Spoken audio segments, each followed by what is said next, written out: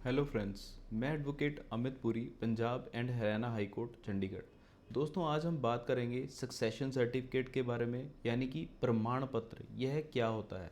सबसे पहले देखेंगे कि सक्सेशन सर्टिफिकेट क्या चीज़ होती है, सक्सेशन सर्टिफिकेट की ज़रूरत किस लिए पड़ती है, व सक्सेशन सर्टिफिकेट किस प्रकार की संपत्ति के लिए हासिल किया जा सकता है। सबसे पहले बात करेंगे कि सक्सेशन सर्टिफिकेट है क्या। सक्सेशन सर्टिफिकेट, जिसे उत्तराधिकारी प्रमाण पत्र भी कहा जाता है, एक ऐसा सर्टिफिकेट है जो कि मरने वालों के उत्तराधिकारी को यानी कि वारिसों को दिया जाता है। इसकी ज़रूरत तब पड़ती है जब कोई विल या वसीयत नहीं की गई होती। नेक्स्ट जो इसमें बात देखने वाली आ जाती है वो यह है कि सक्सेशन सर्टिफिकेट की ज़रूरत पड़ती कब है।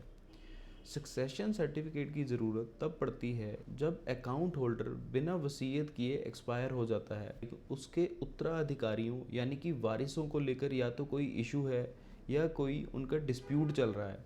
अगर ऐसा है तो सक्सेशन सर्टिफिकेट वारिसों के लिए हासिल करना ज़रूरी है। इसको हासिल करने के बाद ही जो प्रॉपर्टी है वह लीगली, जो उत्तराधिकारी हैं, लीगल हेयर्स हैं या जिन्हें सक्सेसर्स भी कहा जाता है, लीगली उनमें ट्रांसफ़र किया जा सकता है। नेक्स्ट जो बात आ जाती है वह यह है कि जो सक्सेशन सर्टिफिकेट है उसकी ज़रूरत किस तरह की संपत्ति के लिए पड़ती है। जो सक्सेशन सर्टिफिकेट है उसकी ज़रूरत जो पड़ती है वह पड़ती है मूवेबल प्रॉपर्टी, जिसे चल संपत्ति भी कहा जाता है, जिसमें म्यूचुअल फंड्स आ जाते हैं, जिसमें शेयर्स आ जाते हैं, जिसमें अकाउंट मनी आ जाती है, या एफडीआरस आ जाती हैं, या लॉकर्स भी आ जाते हैं कि लॉकर्स में पड़ी जो मूवेबल प्रॉपर्टी है। जब इनमें से कुछ क्लेम करना हो तो इसके लिए सक्सेशन सर्टिफिकेट की ज़रूरत पड़ती है। नेक्स्ट जो आता है वह यह है कि सक्सेशन सर्टिफिकेट के लिए कोर्ट में कौन अप्लाई कर सकता है। सक्सेशन सर्टिफिकेट के लिए मरने वाले के लीगल हेयर्स यानी कि क्लास 1 लीगल हेयर्स, जिसमें माँ या पत्नी या बेटा या बेटी कोई भी क्लेम कर सकता है, सक्सेशन सर्टिफिकेट के लिए कोर्ट में जाकर अप्लाई कर सकता है। अगर क्लास 1 लीगल हेयर्स नहीं हैं तो क्लास 2 लीगल हेयर्स, और अगर क्लास 2 लीगल हेयर्स भी नहीं हैं तो क्लास 3 लीगल हेयर्स जाकर कोर्ट में इस चीज़ के लिए अप्लाई कर सकते हैं, वह सक्सेशन सर्टिफिकेट कोर्ट से हासिल कर सकते हैं। नेक्स्ट, कि सक्सेशन सर्टिफिकेट अगर हासिल करना है तो किस कोर्ट को अप्रोच करना होता है। सक्सेशन सर्टिफिकेट हासिल करने के लिए आमतौर पर डिस्ट्रिक्ट कोर्ट में, यानी कि जिला न्यायालय, जिला अदालत भी जिसे कहा जाता है, वहाँ अप्रोच करना होता है। वहाँ जाकर जो एप्लीकेंट है उसे डिसीज्ड की कंप्लीट डिटेल्स, उसके डॉक्यूमेंट्स, खुद की अपनी पर्सनल डिटेल्स, कंप्लीट डॉक्यूमेंट्स और प्रॉपर्टी की डिटेल्स, व बाकी जो उत्तराधिकारी हैं, बाकी जो लीगल हेयर्स हैं, उनकी भी कंप्लीट डिटेल्स साथ में देना ज़रूरी है। तभी कोर्ट से जो सक्सेशन सर्टिफिकेट है उसे हासिल किया जा सकता है। इसके साथ ही जो मरने वाले की प्रॉपर्टी है उसकी कंप्लीट डिटेल्स, उसकी कंप्लीट वैल्यू भी मेंशन करना ज़रूरी है। और अगर कोई उत्तराधिकारी एनओसी देते हैं, यानी कि अगर किसी ने नो ऑब्जेक्शन सर्टिफिकेट दिया है, तो उसे भी कोर्ट में लगाना अनिवार्य है, उसे भी कोर्ट में देना ज़रूरी है। इसके बाद आता है कि इस चीज़ के लिए कितनी कोर्ट फीस लगती है।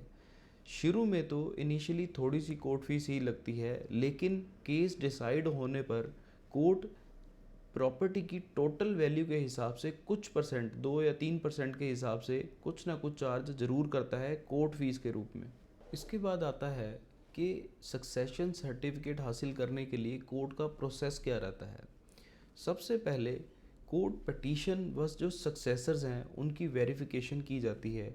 इसके लिए जो कोर्ट है वह इंक्वायरी भी कर सकता है या ट्रायल भी स्टार्ट कर सकता है। अगर वारिसों में आपस में कोई डिस्प्यूट है तो कोर्ट इस केस को प्रॉपर सिविल सूट की तरह ही एंटरटेन करता है, व जो ड्यू प्रोसेस बनता है उसे फॉलो किया जाता है। अगर ऐसा नहीं है तो आम तौर पर कोर्ट जो है जनरल पब्लिक को अखबार द्वारा नोटिस इशू करके 45 दिन का समय दे दिया जाता है, ताकि अगर किसी को कोई ऑब्जेक्शन है तो वो आकर कोर्ट के सामने अपीयर होकर अपनी बात रख सकता है।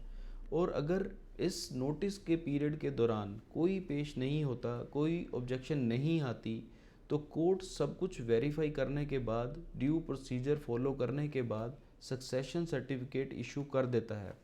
सक्सेशन सर्टिफिकेट इशू करने में और पूरा जो प्रोसेस है कंप्लीट होने में लगभग 5 से 6 महीने का समय आमतौर पर लग जाता है। कई बार सवाल पूछा जाता है कि क्या जो ये सर्टिफिकेट है कोर्ट द्वारा जो दिया जाता है यह इसकी वैलिडिटी क्या है। जो ये सक्सेशन सर्टिफिकेट एक कॉम्पिटेंट कोर्ट द्वारा इशू किया जाता है ये थ्रू आउट इंडिया वैलिड होता है। कई बार सवाल आता है कि जो ये सक्सेशन सर्टिफिकेट के लिए क्या एक से अधिक व्यक्ति भी अप्लाई कर सकते हैं। तो इसका जवाब है हाँ, क्योंकि कई बार कई लोग आ जाते हैं और वह क्लेम करते हैं कि वह जेन्युइन वारिस हैं या जेन्युइन लीगल हेयर्स हैं। अगर ऐसा कोई इशू कोर्ट के सामने आता है जहां एक से अधिक व्यक्ति हैं तो कोर्ट ट्रायल पूरा करने के बाद यह डिसाइड करता है कि किसकी फेवर में सक्सेशन सर्टिफिकेट इशू किया जा सकता है। आखिर में कई बार लोगों द्वारा पूछा जाता है कि अगर कोई सक्सेशन सर्टिफिकेट कोर्ट ने एक बार इशू कर दिया है तो क्या उसे कैंसिल भी करवाया जा सकता है, क्या उसे रद्द भी करवाया जा सकता है। तो इसका जवाब है हाँ, लेकिन इसमें यह प्रूव करना होता है कि जो सर्टिफिकेट इशू किया गया है उसमें कोई फ्रॉड या कोई चीटिंग या तथ्यों को छुपा कर कोर्ट से हासिल किया गया है। और अगर कोर्ट को यह पता चलता है कि कोई फ्रॉड या चीटिंग या तथ्य छुपाए गए थे तो कोर्ट द्वारा इशू किया गया जो सक्सेशन सर्टिफिकेट है उसे कोर्ट रद्द भी कर देती है। तो यह सारी बात हुई सक्सेशन सर्टिफिकेट के बारे में व उसके सारे प्रोसेस के बारे में। सक्सेशन सर्टिफिकेट को लेकर जो सबसे इम्पोर्टेंट बात है वह यह है कि यह चल संपत्ति यानी कि मूवेबल प्रॉपर्टी के लिए ही इसे अप्लाई किया जा सकता है। मुझे उम्मीद है कि आप सबको यह कॉन्सेप्ट अच्छे से क्लियर हुआ होगा। अगर आप सबको यह वीडियो पसंद आई हो तो लाइक व शेयर करना ना भूलें व चैनल को सब्सक्राइब ज़रूर करें। Thank you.